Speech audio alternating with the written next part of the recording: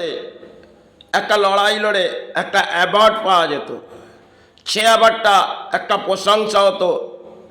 আজকে বাংলার রাজনীতিতে নেতারা নেমে পড়েছে কেন?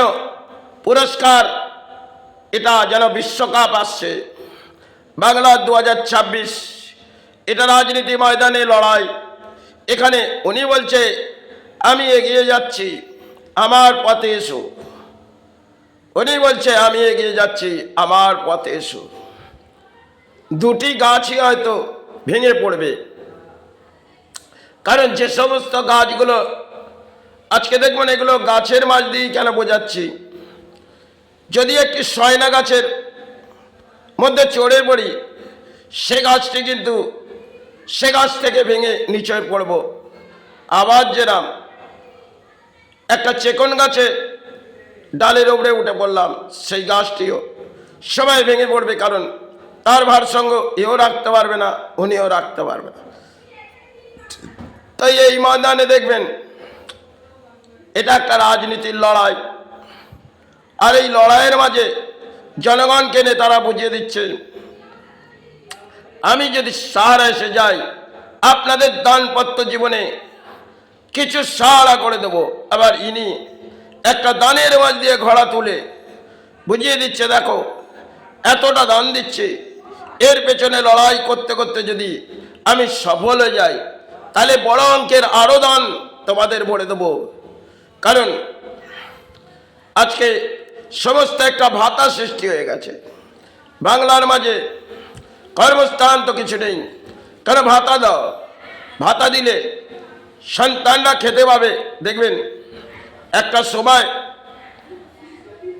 পিতারা সন্তানদের জন্য চিন্তা করতেন, আজকে নেতারা চিন্তা করছেন, কারণ নেতাদের এমন একটা পরিস্থিতির মাঝে চলে এসছে রাজনীতিতে, সেখানে উদ্বাদ হয়েছে হয়তো রাজনীতি।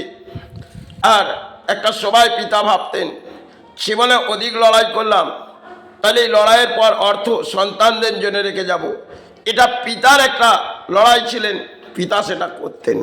আজকে এটা নেতারা করে যাচ্ছেন। বাংলার মাঝে দেখবেন নেতাগুলো আবির্ভাব হয়ে ফুটে উঠেছে, এ বলছে এই গাছের ফুলটি আমার অতি সৌন্দর্য, ইনি বলছে এই গাছের ফুল আমার সৌন্দর্য। জানি না এতে করে বাংলা কোথায় দুরবস্থা আসতে চলেছে, কারণ 26-এর ভোট ব্যাংক আর জনগণ সেটাকে সাহারা ভাবছে, কিন্তু 14টা বছর সাহারা ভাবতে ভাবতে লন্ডন ভেঙে পড়েছে, আর সে লন্ডন হয়তো গড়ে উঠল না, উঠল রাজনীতির ময়দান, সেখানে আবির্ভাব করে ফুটিয়ে তুললেন রানীকে। রানী ব্যাখ্যা দিলেন আমি যদি এসে যাই, এই বাংলাকে লন্ডন করে ছেড়ে দেব। আর সেখানে বাংলার যা পরিস্থিতি হলো, সেখানে কর্মস্থান সরে গেল, এসে গেল কিছু ধর্মস্থান, তাতে জাগিয়ে যাও। একটা জগন্নাথ মন্দির যদি গড়ে যায়, তাতে বাংলা জেগে যাবে। আর একটি যদি দেবী দুর্গার আবির্ভাব করে দেয়া যায়, তাতেও বাংলা জেগে যাবে। ইনি ভাবলেন এটা। এবার প্রকল্প ইনি একটা ভাবছেন, এবার আমি ভারত স্তর থেকে উঠে আসছি যখন, এই বাংলা আমার হবে, যে সোনার বাংলা, সোনার বাংলা একটা সময় এটা রাজনীতির বাংলা হয়েছে। এই রাজনীতির বাংলাতে নেতারা বলিয়া ওড়াচ্ছে, আর জনগণ সাহারা ভাবছে। আসবে হয়তো দুটি অঙ্কের লড়াই কয়েকটা দিনের মধ্যে, কে বিশ্বকাপটি হাতে তুলবে সেটা সবাই কথা বলবে, কেন বিশ্বকাপটা যখন তুলবে তখন তার সারা নাম ফুটে উঠবে। আর যেরকম পিকচারে দেখবেন অ্যাওয়ার্ড দেওয়া হয়, সেই অ্যাওয়ার্ড যখন দেওয়া হয়, তিনি একটা শিল্পী, সেই শিল্পীকে অ্যাওয়ার্ড দিলেন। কেন? একটা গানের বাজ দিয়েই করুক, একটা অ্যাক্টিং করে, লড়াই করে ভারতে কিছু দেখিয়েছিলেন। তাদের জীবনে কিন্তু একটু পরিশ্রমিক করে তারা দেখিয়েছিলেন, ঘন্টার পর ঘন্টা লড়াই করেছিলেন ক্যামেরার সামনে। তাতে করে সমাজের মানুষ সেই পিকচার দেখেছে, সেই দেখার পর একটা অ্যাওয়ার্ডের নাম ছড়িয়েছে, তবে সেই অ্যাওয়ার্ডটা দেওয়া হয়েছে। আর এটা না, তারা উৎপাত হয়ে পথে যাচ্ছে, ঢাক বাজাও, ঢোল বাজাও। এতে যদি ধর্ম জেগে যায়, এতে যদি কর্মস্থান এসে যায়, তাহলে বাংলা সাহারা গড়ে যাবে। এই চলছে বাংলা। সময় পরিবর্তন করতে করতে বাংলা ধ্বংসের পথে এগিয়ে গেছে। বাংলা রাজ্য রাজনীতিতে তোলপাড় হয়ে গেছে, আর নেতারা উৎপাত হয়ে গেছে।